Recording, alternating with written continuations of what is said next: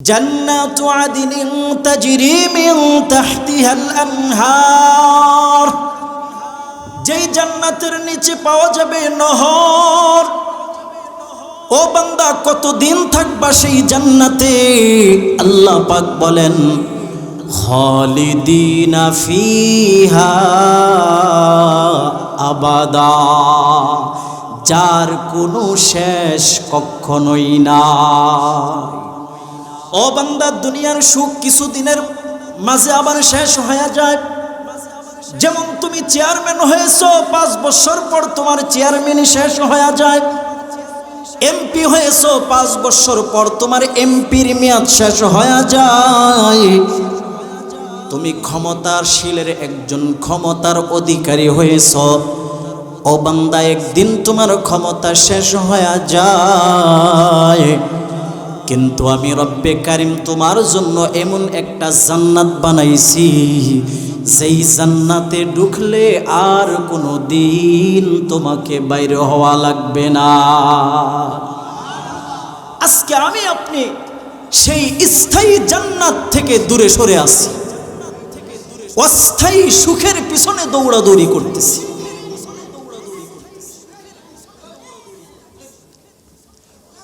অস্থায়ী সুখের পিছনে আমি আপনি দৌড়াদৌড়ি করে আমার আপনার ঘুম হারাম করতেছি। ও বাবা, যদি আমি আপনি অস্থায়ী দুনিয়ার পিছনে দৌড়ে আমার আসল ঠিকানাকে নষ্ট করি, আল্লাহ পাক অপর আয়াতে বলতেছেন, উলাইকা কাল আনআমি বাল হুম আযাল ওয়া উলাইকা হুমুল গাফিলুন। ও বান্দা, তোমাকে আমি সৃষ্টিকুলের মাঝে সবচাইতে সেরা করে বানাইছি। যদি তুমি আমলটা সুন্দর করে জীবনটা সাজাইতে পারো, ও বান্দা, তুমি সৃষ্টির মাঝে সেরা থাকবা। আর যদি আমলটা সুন্দর না করে গুনাহ দিয়া আমলটা সাজাও, আমি রব্বে কারিমের কাছে তোমার কোনো দাম নাই।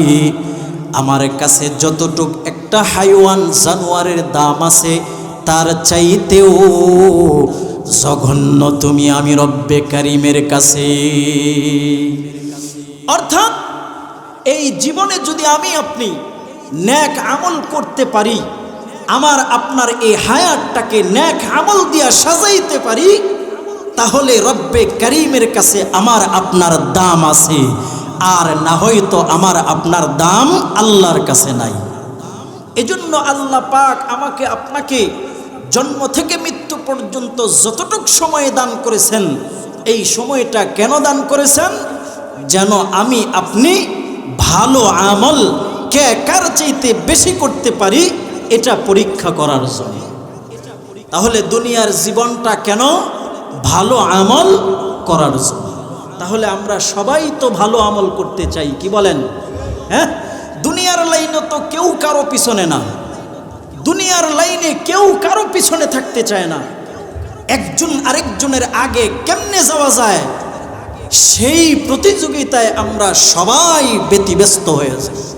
যে মুখে ছাদ ফিরায়া 3 রুম দিয়া ঘর করছে, আমি 3 রুম দিলে হবে না, আমাকে 4 রুম দিয়া ঘর করতে হবে। এমুকে 1 তালা বাড়ি করছে, 1 তালা করলে হবে না, আমাকে 2 তালা বাড়ি করতে হবে। কথা বলেন ঠিক না বেঠিক? এরকম প্রতিযোগিতা আজকে আমার আপনার মাঝে চলে আসছে। কিন্তু সাহাবীদের মাঝে এরকম প্রতিযোগিতা ছিল যে সে 2 রাকাত নামাজ পড়ছে, আমি 4 রাকাত নামাজ পড়ব। সে 10টা নেকের কাজ করছে, আমি 20টা নেকের কাজ করব। আজকে আমার আপনার ভিতরে এরকম অনুভূতি নাই, এরকম চাহিদা আমার আপনার ভিতরে। তাহলে আমি যদি আপনাদেরকে কিছু আমল দিয়ে দেই নেক আমল বাড়ানোর, তাহলে আমল করবেন তো ইনশাআল্লাহ? হ্যাঁ, 3টা কথা বলবো। যদি এই 3টা কথা বাবা আপনারা আপনাদের দিলের মাঝে সব সময় স্মরণ রাখতে পারেন, তাহলে দেখবেন আপনাদের নেক আমল করার প্রতি আগ্রহ বেড়ে যাবে। নেক আমল করা ছাড়া আপনি থাকতে পারবেন না, যদি এই তিনটা কথাকে আপনি সব সময় আপনার অন্তরে রাখতে পারেন। কারণ এটাই হলো আমার আপনার পুঁজি। আল্লাহর রাসূল সাল্লাল্লাহু আলাইহি ওয়াসাল্লাম বলেন, আল কাইয়িসু মান দানা নাফসাহু ওয়া আমিলা লিমা বা'দাল মাউত। ও উম্মত, তুমি সবচাইতে চালাক ওই সময় হইবা যখন নাকি তুমি মরণের প্রস্তুতি গ্রহণ করে দুনিয়াতে চলবা। আমরা তো এই দুনিয়াতে বসবাস করতেছি, একদিন যাইতেছে কবরের দিকে আগাইতেছে, 2 দিন যাইতেছি কবরের দিকে আগাইতেছি। আমরা তো আমাদের ওই কবরের পুঁজি অর্জন করতেছি না। আমরা মনে করতেছি সফলতা 2 তলা বিল্ডিং, সফলতা ব্যাংকের মাঝে টাকা জমানি, সফলতা জমির মালিক হওয়া। আল্লাহর রাসূল কি বলেন? এইগুলা সফলতা না, সফলতা হলো একটা উম্মত যখন নাকি সে আখিরাতের পুঁজি করবে। তাহলে আমরা সবাই কি আখিরাতের পুঁজি করতে চাই? তাহলে 3টা কথা সব সময় মাথার মাঝে স্মরণ রাখবেন। 1 নাম্বার হলো মরণের চিন্তা। কি? মরণের চিন্তা। আল্লাহ পাক বলেন, কুল্লু নাফসিন যায়িকাতুল মাউত, কুল্লু নাফসিন যায়িকাতুল মাউত সুম্মা ইলাইনা তুরজাউন।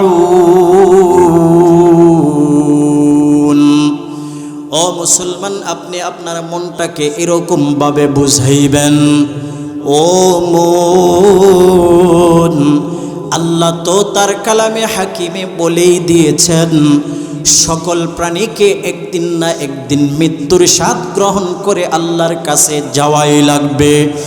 আমন, তোকে যেহেতু এই দুনিয়াতে চিরদিন থাকতে দেওয়া যাবে না, ও মন, তুই যেহেতু এই দুনিয়াতে চিরদিন থাকতে পারবি না, তাই তুই 2 তলা বিল্ডিংয়ের স্বপ্ন দেখিস না, তাই তুই টাকা জমানের স্বপ্ন দেখিস না, তাই তুই জমি বাড়ানোর স্বপ্ন দেখিস না।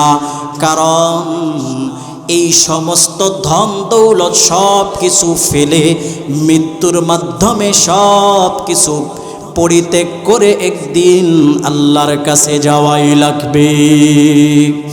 ও বাবা, এই মরণ থেকে আমি আপনি কেউ রেহাই পাবো না। আল্লাহ পাক বলতেছেন, আইনামা তাকুনু ইউদরিকুমুল মাউত, আইনামা তাকুনু ইউদরিকুমুল মাউত ওয়ালাউ কুনতুম ফি বুরুজিম মুশাইয়াদা।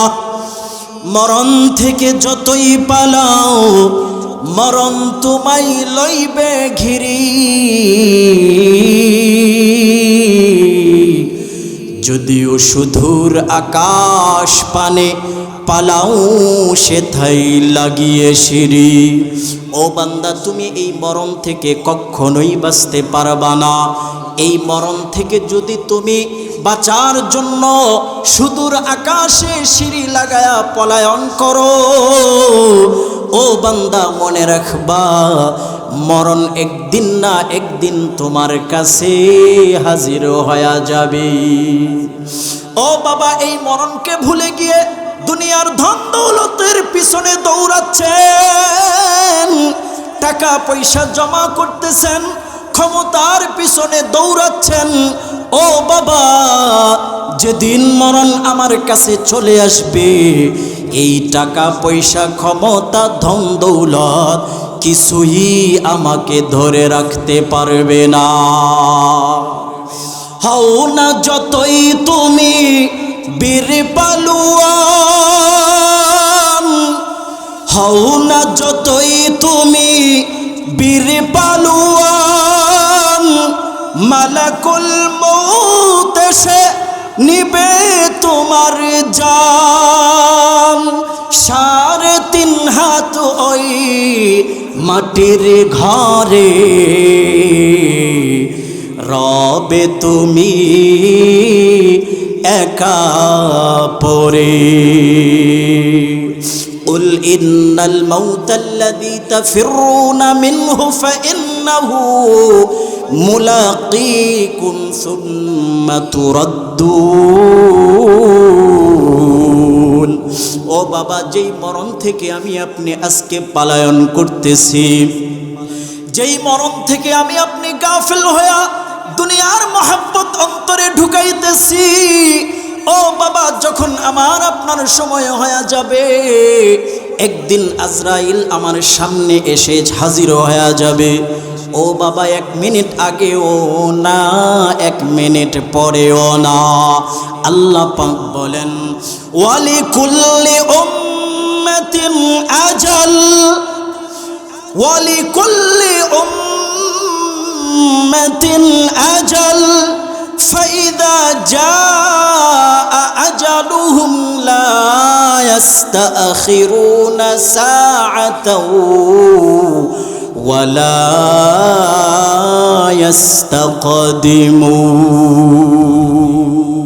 يستقدمون। একদিন তোমারি নাম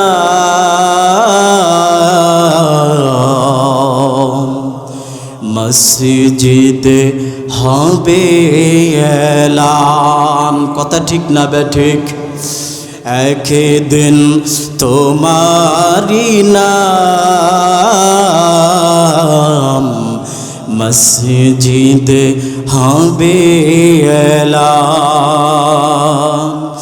তৈরি থাকো, তৈরি রাখো, তৈরি থাকো, তৈরি রাখো, কবরের মাল সামান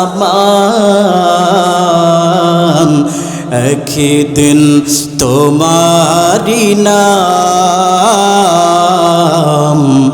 মসজিদে হবে এলান।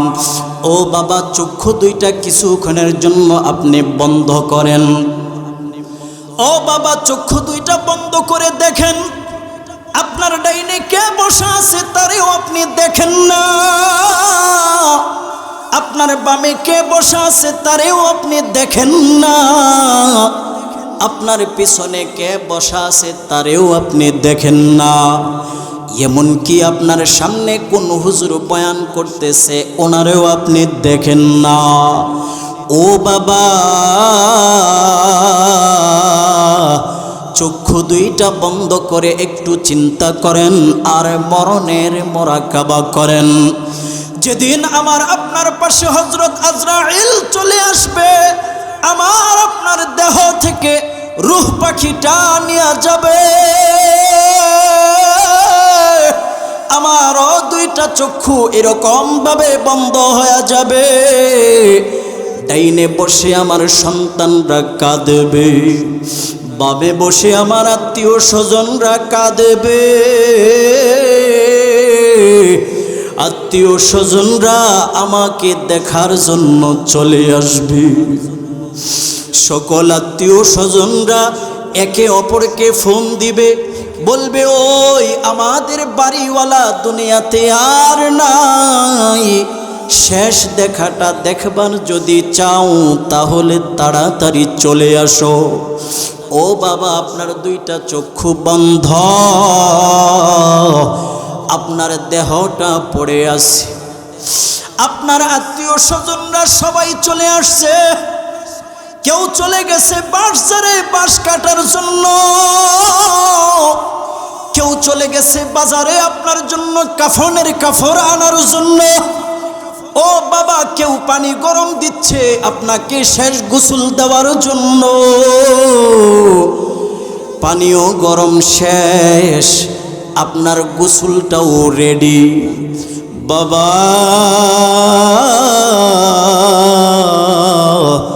আপনাকে গোসল করায়া সাদা কাফনের কাফনটা পড়ায়া, মসজিদের ওই পালকিটা আনিয়া আপনাকে সেই খাটের মাঝে শোয়ায়া এরকম একটা মাঠের মাঝে নিয়ে আসছে আপনার শেষ জানাজা পড়াবে। আপনার আত্মীয় স্বজনরা সেই জানাজায় শরীক হয়ে গেছে। বাবা আপনার জানাটাও শেষ, আপনার আত্মীয় স্বজনরা কাঁধে করিয়া সেই পালকিটা নিয়ে যাচ্ছে, ওই কবরে আপনাকে নামাবে। সেই জন্য আপনার আত্মীয় স্বজনরা কবরে নেইমা গেছে। লাশটা কবরের মাটিতে রাইখা দুইজন দুই পাশে হাত দিয়া যাবে উঠিয়া।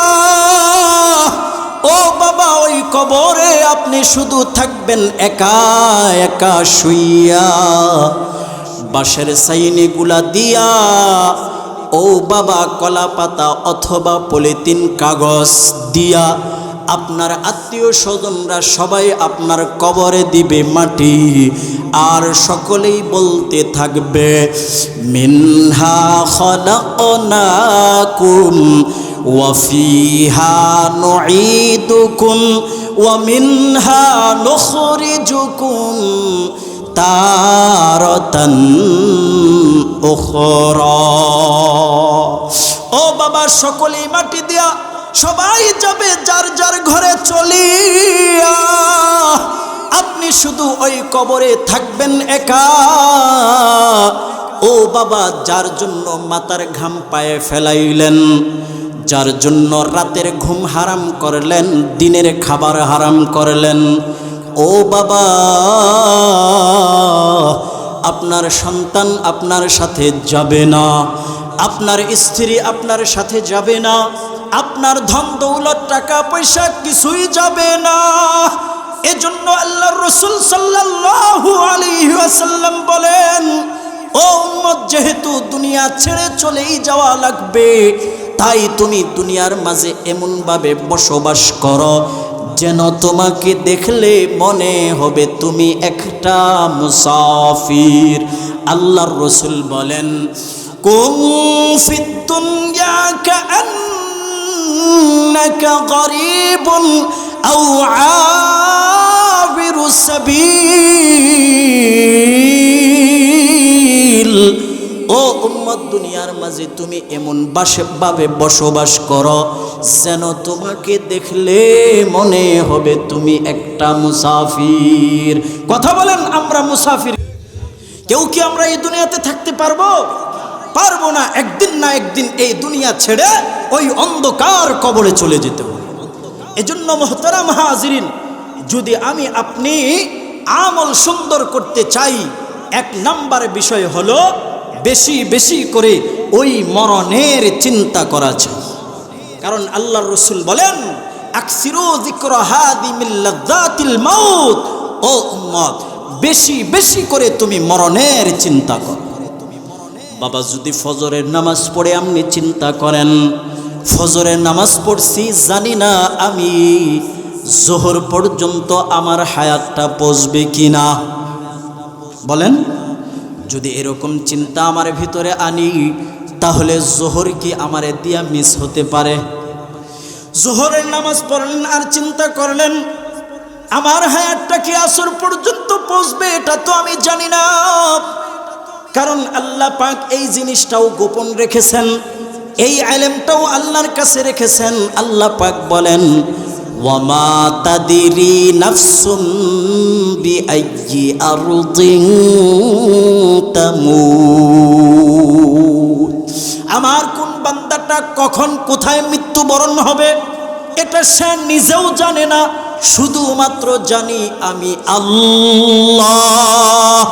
ও বাবা, কার কখন কোথায় মরণ হবে জানেন কে? আওয়াজ করে বলেন, আরো আওয়াজ করে বলেন, কে জানেন?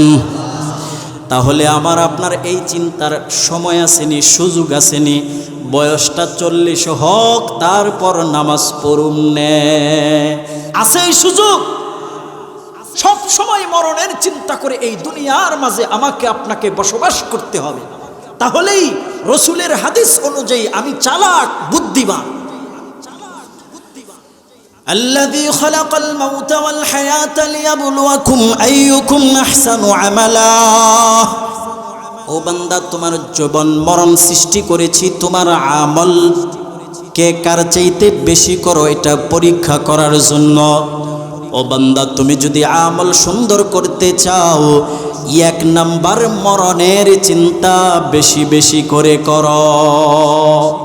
ও বাবা, 2 নাম্বার চিন্তা হলো ওই কবরের, কারণ মরণের পর সকল আত্মীয় স্বজনরা আমাকে ওই কবরে রেখে আসবে। ও বাবা, সবাই চলে আসবে, আমার সাথে কি হবে? যদি আমি দুনিয়ার আমল সুন্দর নিয়ে যেতে পারি, ও বাবা, আমাকে যখন আত্মীয় স্বজনরা কবরে রেখে আসবে, আল্লাহর রাসূল সাল্লাল্লাহু আলাইহি ওয়াসাল্লাম বলেন, ইয়াতিহি মালাকান ফায়ুজলিসানি ফায়াকুলু লাহু মার রাব্বুক। ও বাবা, 2 জন ফেরেশতা ওই কবরে চলে আসবে, আমাকে এসে বসাবে। ওই 2 জন ফেরেশতা আমাকে প্রশ্ন করবে। 1 নাম্বার প্রশ্ন, ও বান্দা তুমি বলো তোমার রব কে? 2 নাম্বার প্রশ্ন আমাকে করবে, দিনিয়াল ইসলাম, বান্দা তুমি বলো তোমার দিন কি, তোমার ধর্ম কি? 3 নাম্বার প্রশ্ন আমাকে আপনাকে করবেন, মা হাদার রাজুল আল্লাযী বুইসা ফীকুম, বলো এই লোকটাকে যাকে তোমাদের নিকট পাঠানো হয়েছে। ও বাবা, ফেরেশতারা এই 3টা প্রশ্ন করবেন আমাকে আপনাকে। যদি দুনিয়ার হায়াতটা সুন্দর নিয়ে ওই কবরে যেতে পারি, যখন প্রথম প্রশ্ন করবে মার রব্বুক, আমার আপনার আমল সুন্দর হইলে আমি আপনি সকলেই বলবো রব্বি আল্লাহ, রব্বি আল্লাহ, আমার রব হলেন মহান আল্লাহ। ও বাবা, একটু জোরে আওয়াজ করে বলেন না, আমার আপনার রব কে? আরো আওয়াজ করে বলেন, আমার আপনার রব কে? একটা ডাক দেন, ইয়া আল্লাহ। আরো জোরে বলেন, ইয়া আল্লাহ। ও বাবা, যদি আমল সুন্দর নিয়ে যেতে পারি, তাহলে আমার আপনার উত্তর হবে রব্বি আল্লাহ, আমার রব হলেন মহান আল্লাহ। 2 নাম্বার প্রশ্নের উত্তর আমি আপনি সুন্দর করে দিয়ে দিব, দিনিয়াল ইসলাম, আমার ধর্ম হলো ইসলাম। 3 নাম্বার প্রশ্নের উত্তর আমি সুন্দর করে দিয়ে দিব, হুয়া রাসূলুল্লাহ সাল্লাল্লাহু আলাইহি ওয়াসাল্লাম, বলেন আমার আপনার নবী কে? আওয়াজ করে বলেন, আমার আপনার নবী কে? হযরত মুহাম্মদ মুস্তাফা সাল্লাল্লাহু আলাইহি ওয়াসাল্লাম। আজকে কিছু কিছু পোড়া কপাল উম্মত দেখা যায়, মাঝে মধ্যে মোবাইলে দেখি সাংবাদিক সাহেব জিজ্ঞাসা করে, বলো তো তোমার নবীর নাম কি?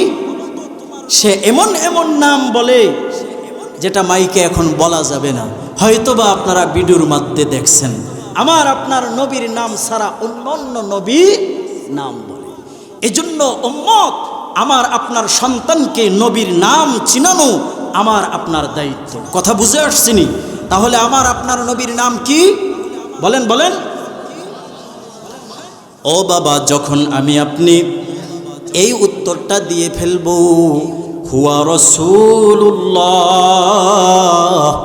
সাল্লাল্লাহু আলাইহি ওয়াসাল্লাম, এমনি আসমান থেকে আল্লাহর পক্ষ থেকে আওয়াজ আসবে, আন সাদাকা আবদি ফাফরিশুহু মিনাল জান্নাহ ওয়া আলবিসুহু মিনাল জান্নাহ ওয়াফতাহু লাহু বাবান ইলাল জান্নাহ। ও বাবা, আল্লাহ পাক বলবেন, ও ফেরেশতারা এই বান্দাটা সত্য বলেছে, সত্য বলেছে, তার কবরের মাঝে জান্নাতের বিছানা বিছায়া দাও, তাকে জান্নাতের পোশাক পরায়া দাও, তার কবরে জান্নাতের সব দরজা খুলিয়া দাও। ও বাবা, যদি আমলটা সুন্দর না নিয়ে যেতে পারি, যখন ফেরেশতা প্রথম প্রশ্ন করবে, আমি বলবো মা আদেরি, ইয়া নফসি ইয়া নফসি, হায় আফসোস হায় আফসোস। ফেরেশতা তুমি এগুলা কি বলো? আমি তো কিছুই বুঝি না, আমি তো কিছুই জানি না। পরে আল্লাহর পক্ষ থেকে আওয়াজ আসবে, আন কাযাবা আবদি ফাআফরিশুহু মিনান নার ওয়া আলবিসুহু মিনান নার ওয়াফতাহু লাহু বাবান ইলান নার। আল্লাহ বলবে, ও ফেরেশতারা, এই বান্দাটা মিথ্যা বলেছে, এই বান্দাটা দুনিয়ার হায়াতে আমি রব্বে করিমকে চিনত না, দুনিয়ার হায়াতে সে ধর্ম মানত না, দুনিয়ার হায়াতে নবীকে চিনত না। ও ফেরেশতা, তার কবরের মাঝে জাহান্নামের আগুন বিছায়া দাও, তাকে জাহান্নামের পোশাক পরায়া দাও, জাহান্নামের যত দরজা আছে সব খুলিয়া দাও। এজন্য আল্লাহর রাসূল সাল্লাল্লাহু আলাইহি ওয়াসাল্লাম বলেন, আল কবরু রাউযাতুম মির রিয়াদিল জান্নাহ আও হুফরাতুম মিন হুফারিন নার।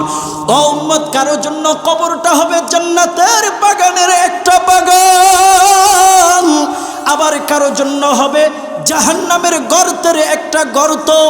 ও উম্মত, তাই দুনিয়ার হায়াতে তুমি তোমার আমলটা সুন্দর নিয়ে ওই কবরে যাও, আমল সুন্দর, কবরের ব্যবহারও সুন্দর।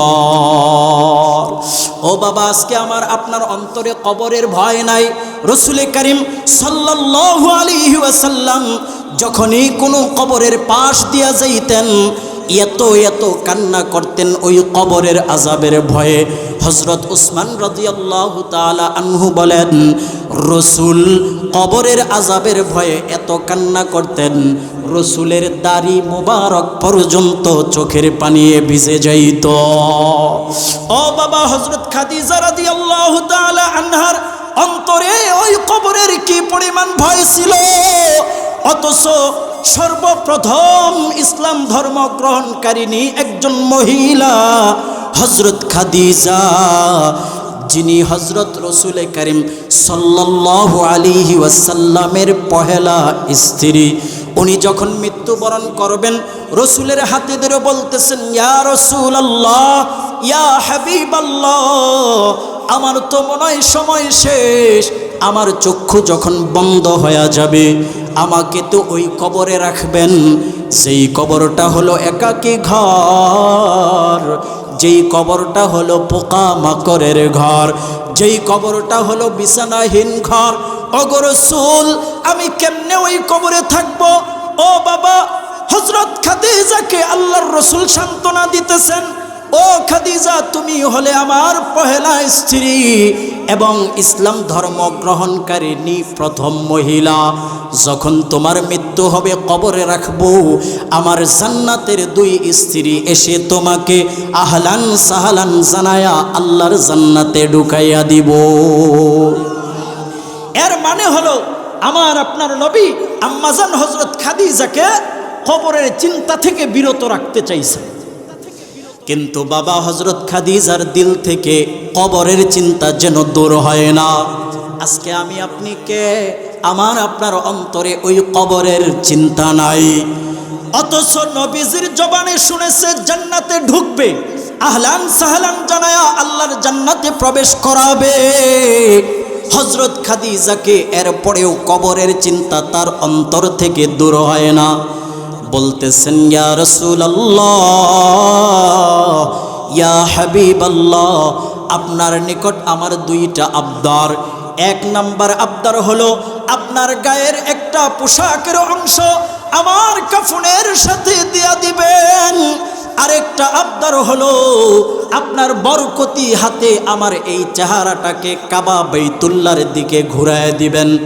কারণ আপনার পোশাকের চিহ্ন কেন নিয়ে যাব? যেন গিয়ে আল্লাহকে বলতে পারি, ওগো আল্লাহ দেখো তোমার হাবিবের চিহ্ন নিয়ে আসছি। আর আপনার বরকতি হাতে কেন আমার চেহারা ঘুরাইবেন? কারণ ফেরেশতারা যাদের চেহারা কবরের মাঝে কাবা থেকে সরায়া দিবে, তারা আর ফেরেশতারার উত্তর দিতে পারবে না। কিন্তু আমার মনের বিশ্বাস, যদি আপনার বরকতি হাতে আমার চেহারাকে কাবার দিকে ঘুরান, তাহলে হয়তোবা ফেরেশতারা এই চেহারা আর ঘুরাবেন না। ও বাবা, কিছুদিন পর হযরত খাদিজার ইন্তেকাল হয়ে গেল। কথা অনুযায়ী কাফনের সাথে নবীজির জামার একটা টুকরা দেওয়া হইল। কথা অনুযায়ী হযরত খাদিজার চেহারাও আল্লাহর রসুলের হাত দিয়া কাবার দিকে ঘুরাইল। কিন্তু বাবা, ঘটনা আরেকটা ঘইটা গেল। আল্লাহর রসুল হযরত খাদিজার চেহারা কাবার দিকে ঘুরায়, আর হযরত খাদিজার চেহারা ঘুরে আসমানের দিকে হয়ে যায়। আবার আল্লাহর রসুল হযরত খাদিজার চেহারা কাবার দিকে ঘুরায়, আবার চেহারা ঘুরে আসমানের দিকে হয়ে যায়। আবার চেহারা কাবার দিকে ঘুরায়, আবার আসমানের দিকে হয়ে যায়। আল্লাহর রসুল আসমানের দিকে তাকায়া বলতেছে, ওগো আল্লাহ তুমি কি আমার খাদিজার প্রতি নারাজ? আমি খাদিজার কথা অনুযায়ী চেহারা কাবার দিকে ঘুরাই, আর চেহারা ঘুরে আসমানের দিকে হয়ে যায়। আবার চেহারা ঘুরাই, আবার আসমানের দিকে হয়ে যায়।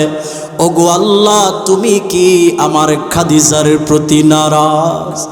ও বাবা, এমনি হযরত জিব্রাইল আলাইহি ওয়াসাল্লাম চলে আসে।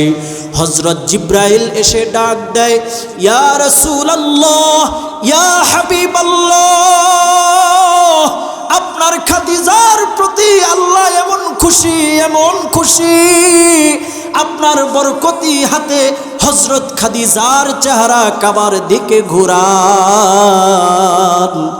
আরশে আজিম থেকে স্বয়ং আল্লাহ নিজ কুদরতি হাতে চেহারা নিজের দিকে ঘুরায় আনে। আল্লাহ আল্লাহ क्या मुबारक नाम है, अल्लाह अल्लाह आशिकों का काम है। এজন্য মুসলমান বেশি বেশি করে এই কবরের চিন্তাটাও অন্তরে রাখতে হবে। আল্লাহর রসুল আমাকে আপনাকে শিখিয়ে দিয়েছেন, কবরের আযাব থেকে যেন আমরা মুক্তি চাই আল্লাহর কাছে। আল্লাহর রসুল শিখান, আল্লাহুম্মা ইন্নী আউযু বিকা মিন আযাবিল কবর ওয়া মিন আযাবি জাহান্নাম। ও আল্লাহ, কবরের আযাব থেকে তুমি আমাদেরকে বাঁচাও এবং জাহান্নামের আযাব থেকে তুমি আমাদেরকে বাঁচাও। করব তো ইনশাআল্লাহ।